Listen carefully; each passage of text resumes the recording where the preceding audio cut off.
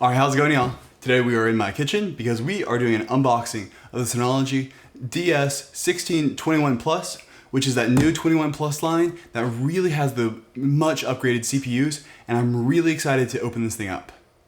Alright, so first off, full disclosure. Synology did send me 3 of their new hard drives, 2 of their new NVMe drives, and a dual SFP Plus 10 gigabit card for testing.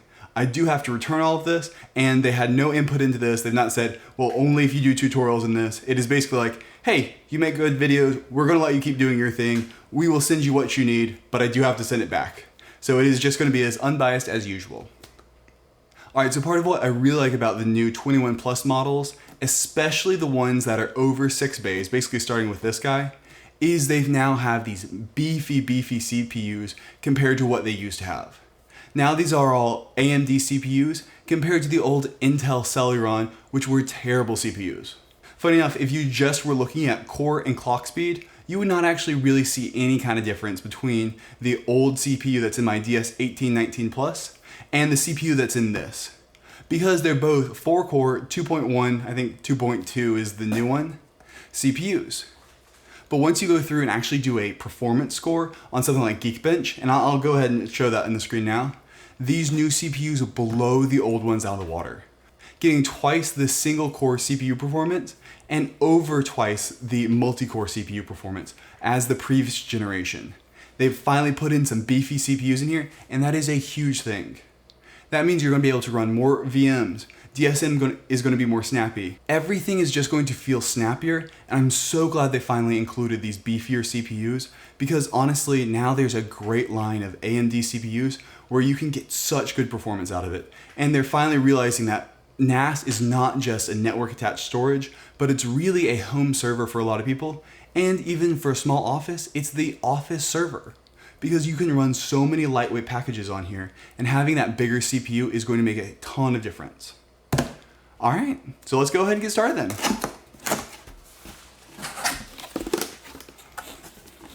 So I've never done an unboxing before, so we'll see how it goes. It does come with a quick start guide and a little box. Probably has the power supplies and 2 Cat 5e cables actually.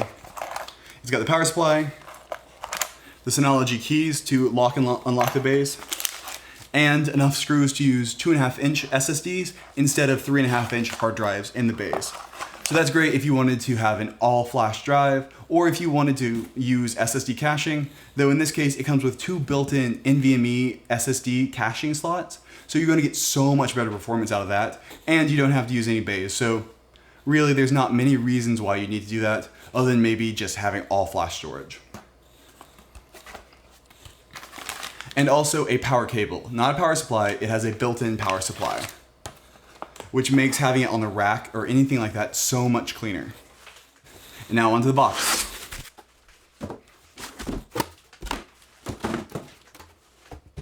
And here's the beauty. The Synology DS1621 Plus, and it is, as you can see, a 6-bay NAS that has honestly a ton of great features in here. So 6 bays is honestly probably one of the best places if you're a small business who needs actually quite a lot of storage. You can throw 16 terabyte or even 18 terabyte drives in here and just get a ton of storage that most people really are not going to be able to fill up. Plus, once you have 6 drives, you can really start getting really fast RAID speeds. 8 drives does have a bit of a performance increase if you've got multiple 10 gigabit connections coming into it for sequential reads, but in reality, 6 drives is probably all you need. If you have fast enough drives, 6 drives in a RAID 5 array, so basically 5 drives usable for writing, are going to be able to saturate a 10 gigabit connection as long as they're fast enough. And so that is perfect for this and where that price point is.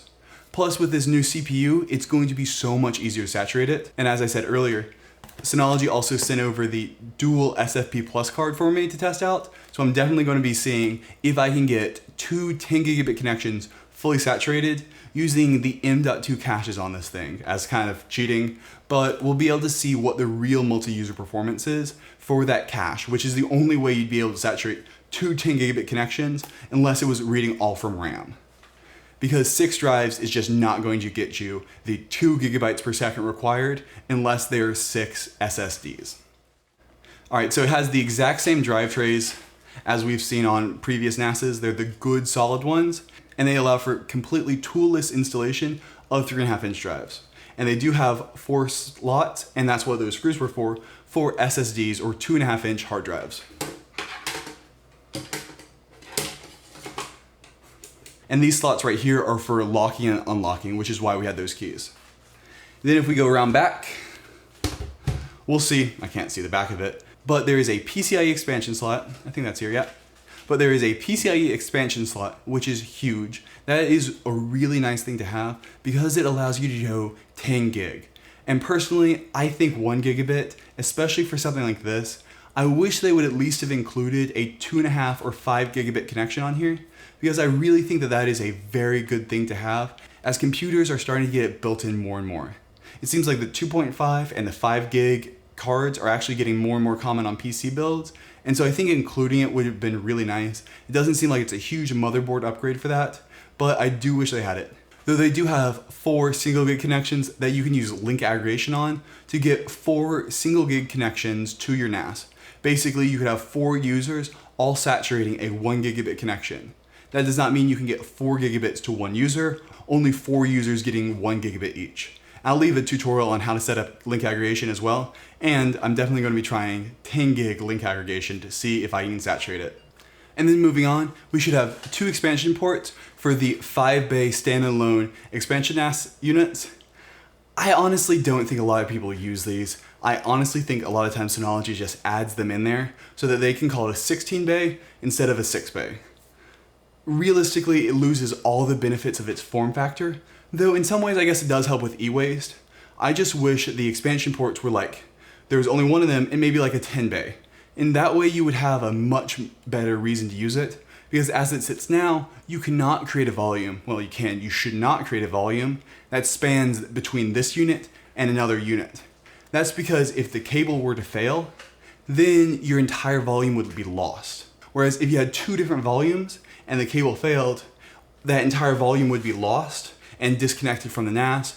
But as soon as you fix the cable or plug the drives in another unit, it would automatically come back up because the entire cable went out all at once. You might have some data corruption, but it would not take down your entire volume like a cable failure would if the volume spanned 2 different units. Then finally, we should have a couple of USB 3 ports and this slot for the built-in power supply. So all you have to do is run that cable. You don't have to have an external power brick, which is a really nice thing to have. All right, and so now if we pop out the back right here, we'll see that there's a panel right here. And that panel is actually what covers the 2 M.2 slots on this thing. So I'm gonna go ahead and open that up now. Ah, I lied. It's actually where you store the extra RAM module. So this comes with 4 gigabytes of built-in RAM, though it is user upgradable to 32 gigabytes of RAM using 2 16 gigabyte DIMMs. And so having more RAM in your NAS is one thing that will almost always boost your performance. Everything will feel snappier, transfers will happen faster. It's something that makes a huge amount of difference.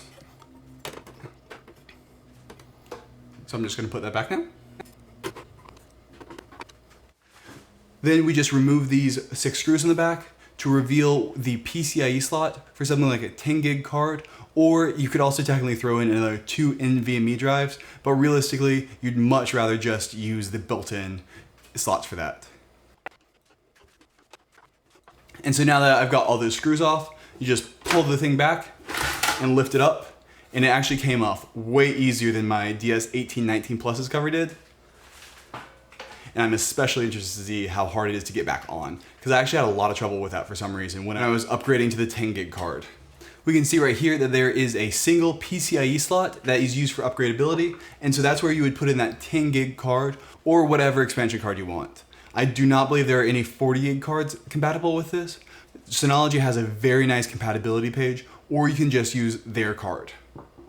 And so you just slot that in there and it's incredibly easy. So now I really want to see how hard it is to get the thing back on. Another thing to note, this has user upgradable and replaceable fans, which is really nice and easy. It's got the standard pin connector. And so slotting that in was a lot easier than it was on my DS1819 Plus. All right, and so now that we've got the case back on, I'm actually going to show you where the NVMe drives are, because it's a little interesting. You take this slot right here, the one to your farthest left if you're facing it, and you open it up, and then right in here, you probably want to take out the rest of the slot so you can easily get access to it, or two M.2 NVMe slots that you can just slot in the drives right there. And so that allows you to get a really fast SSD cache, though unfortunately it cannot be used for anything other than SSD cache. You cannot build an NVMe volume using DSM. There are people who have done it, but it is not supported and it's a pain in the butt, and I would not recommend that. If you want to do that kind of tweaking, Synology is really not for that. Synology is really for something that's stable, just going to work really easily. If you want to tweak, there's always FreeNAS that gives you so much more ability to customize. Alright, and so that's the unboxing of the Synology DS1621 Plus, and I am very impressed by it. I really am glad they finally had the built-in NVMe caches, though I do still wish they had at least something out of the box that was faster than a 1 gig connection, because I do think a lot of people are moving to that, and especially if you're going for a unit like this, it's just really nice to have built in. Though at the same time, there are two standards for 10 gig. There is regular 10 gig over copper Ethernet, and then there's 10 gig over fiber, which uses an SFP plus connection. So under that reason, it's nice having the PCIe slot that allows you to choose one or the other. Though it would not have been that hard, and a lot of other manufacturers have just built-in 2.5 or 5 gig connections, and so that way a lot more users will not have to upgrade. Alright, and so this is just an unboxing. I've not even turned the thing on yet, so I don't want to have a review for this, but I am planning on making a review for this. And so go ahead and put in the comments below anything you'd like me to test in that review or any questions you've got. All right, well, that's going to be it for this one. Have a good one. Bye.